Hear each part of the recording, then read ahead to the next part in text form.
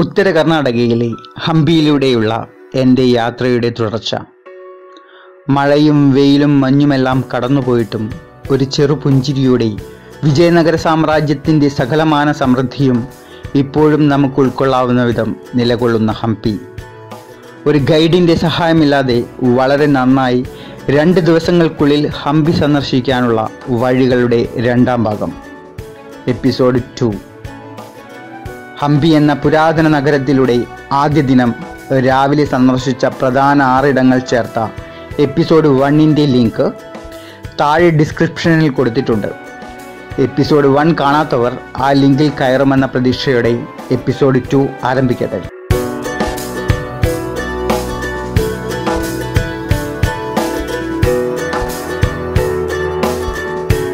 ആദ്യ ദിനം ഉച്ചതിരിഞ്ഞ് ഞങ്ങൾ സന്ദർശിച്ച പ്രധാന ഇടങ്ങൾ: Virupaksha temple, group of temples in Hemakuta, Kadalekalu Ganesha, Sasivekalu Ganesha, Lakshmi Narasimhamurthy, Badavi Linga, Krishna Bazaar, Krishna temple, sunset at Hemakuta hill.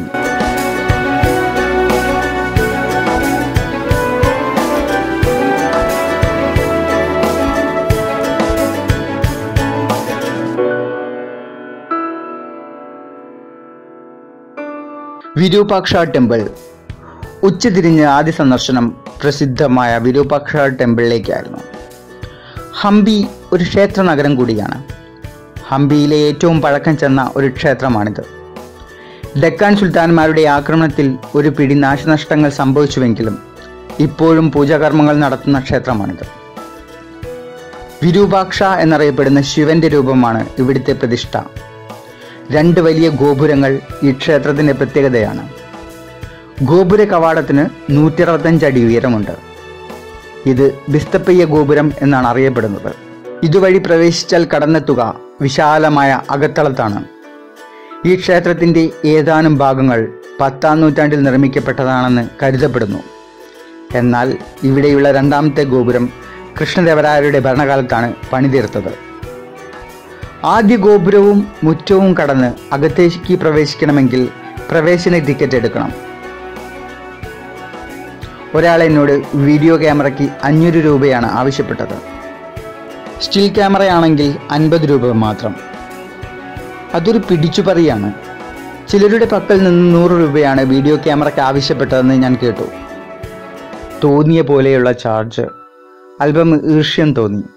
Video ക്യാമറയുടെ തുക ഒരു പിടിച്ചുപറിയായി തോന്നിയത് കാരണം എൻട്രൻസ് ടിക്കറ്റ് മാത്രം എടുത്തു കയറി.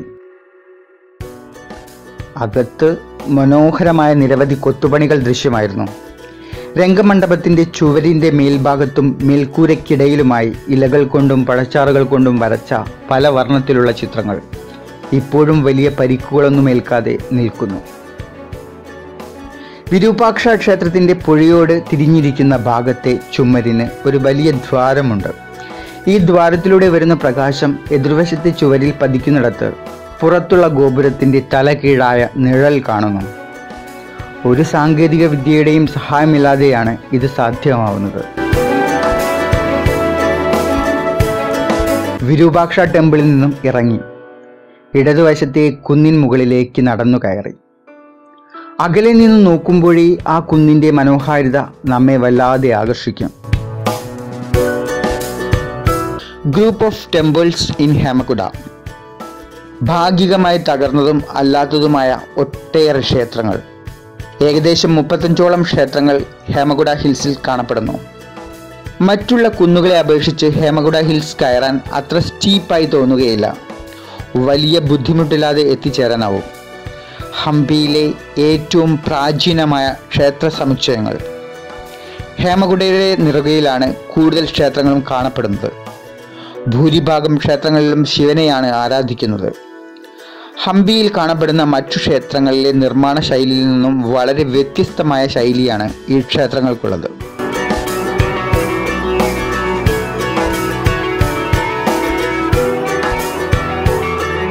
കടലക്കേലു ഗണേശ. ദക്ഷിണേന്ത്യയിൽ നിലകൊള്ളുന്ന ഏറ്റവും വലിയ ഗണേശ പ്രതിമ. ഹേമകുട ഹിൽസിൻ്റെ ചരിവിലാണ് ഈ ക്ഷേത്രം സ്ഥിതി ചെയ്യുന്നത്. ഭീമൻ പാറയിൽ കൊത്തിവെച്ച ഭീമൻ പ്രതിമ. ഈ ഗണേശ പ്രതിമയുടെ വയറിന് ബംഗാൾ കടലയുടെ ആകൃതിയാണ്. അതുകൊണ്ടാണ് ഈ പ്രതിമയ്ക്ക് കടലക്കേലു എന്ന് പേര് വീണത്.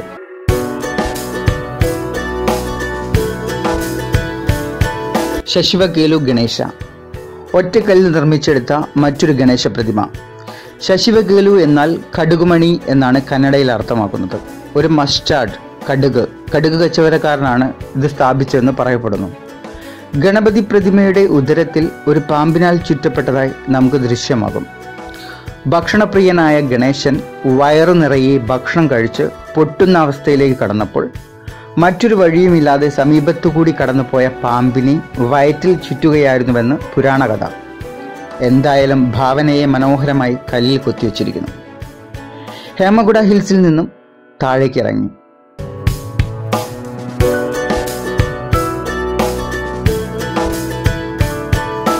കൃഷ്ണ ടെമ്പിളിന്റെ പുറകുവശത്തുകൂടി താഴേക്ക് ഇറങ്ങി ചെന്നാൽ ഒരു വിശാലമായ തൊടി കാണാം. ആ വിശാലമായ തൊടിയിൽ 2 സ്മാരകങ്ങൾ അടുത്തടുത്തായി നിൽക്കുന്നു. ലക്ഷ്മി നരസിംഹമൂർത്തി അഥവാ ഉഗ്ര നരസിംഹ, ബദാവി ലിംഗ. ലക്ഷ്മി നരസിംഹമൂർത്തി ഹംപിയിലെ ഏറ്റവും വലിയ ഒറ്റക്കൽ പ്രതിമ. 21 അടി ഉയരമുണ്ട്. വിഷ്ണുവിൻ്റെ 10 അവതാരങ്ങളിലൊന്നായ നരസിംഹമൂർത്തിക്കും ലക്ഷ്മി ദേവിക്കുമാണ് ഈ ക്ഷേത്രം സമർപ്പിച്ചിരിക്കുന്നത്. Narasimha, half man half lion. Ugra Narasimha എന്ന പേര് കൂടിയുണ്ട്. കണ്ണിലെയും മുഖത്തെയും എക്സ്പ്രഷൻ കാരണമാവാം ഉഗ്ര നരസിംഹ എന്ന പേര് ലഭിച്ചത്.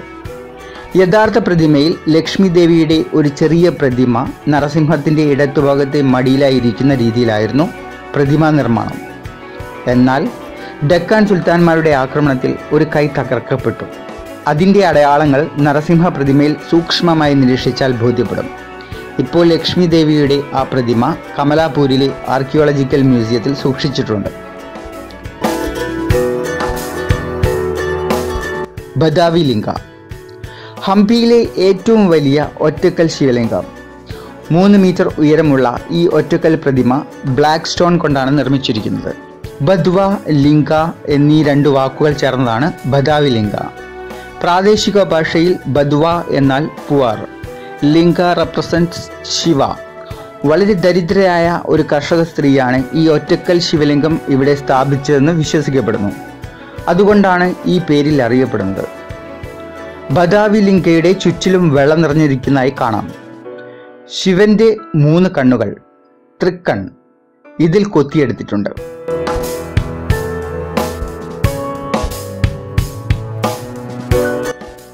കൃഷ്ണ ബസാർ. ലക്ഷ്മി നരസിംഹമൂർത്തിക്കും ബദാവി ലിംഗയ്ക്കും സമീപമാണ് കൃഷ്ണ ടെമ്പിൾ. കൃഷ്ണ ടെമ്പിളിന് മുൻവശത്തായി അല്പം താഴ്ചയിൽ കിടക്കുന്ന ബസാറാണ് കൃഷ്ണ ബസാർ. ഈ അടുത്ത കാലത്താണ് എക്സ്കവേറ്റ് ചെയ്യപ്പെട്ടിരിക്കുന്നത്.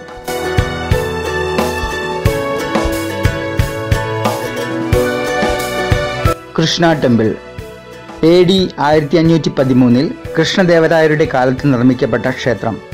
ഒറീസയിലെ, അതായത് പഴയ ഉദയഗിരി ഉൾപ്പെട്ട വിജയത്തിൻ്റെ സ്മരണയ്ക്കായി നിർമ്മിക്കപ്പെട്ട ക്ഷേത്രം. സുന്ദരമായ കൊത്തുപണികളോട് കൂടിയ ക്ഷേത്രത്തിൻ്റെ കവാടത്തിലെത്തുമ്പോൾ ഈ ക്ഷേത്രത്തിൻ്റെ മനോഹാരിത നമ്മെ വിസ്മയിപ്പിക്കും. ആ കൊത്തുപണികളുടെ ദൃശ്യഭംഗി ആസ്വദിക്കുന്നതിനിടയിൽ കൃഷ്ണ ടെമ്പിൾ കവാടത്തിൻ്റെ വിസ്മയം ഞാൻ ശരിക്കും ക്യാമറയിൽ പകർത്താൻ വിട്ടുപോയി. വിഷ്ണുവിൻ്റെ ദശാവതാരങ്ങൾ വളരെ സൂക്ഷ്മമായി കവിത പോലെ ചെറിയ ബിംബങ്ങളായി കൊത്തിവെച്ചിരിക്കുന്നു. കൂടാതെ സൂര്യചന്ദ്രന്മാരെ വിഴുങ്ങുന്ന രാഹുകേതുക്കൾ. നിങ്ങൾ ഹംപിയിൽ സന്ദർശിക്കുന്ന വേളയിൽ കൃഷ്ണ ടെമ്പിളിൻ്റെ കവാട ഗോപുരത്തിലെ കൊത്തുപണികൾ കാണാതെ പോകരുത്. കൃഷ്ണ ടെമ്പിൾ പകർത്തിയതിനു ശേഷം സൂര്യാസ്തമയത്തിൻ്റെ മനോഹര വർണ്ണങ്ങൾ ആസ്വദിക്കുവാനായി വീണ്ടും ഹേമകുട കുന്നിൻ്റെ മുകളിലേക്ക്.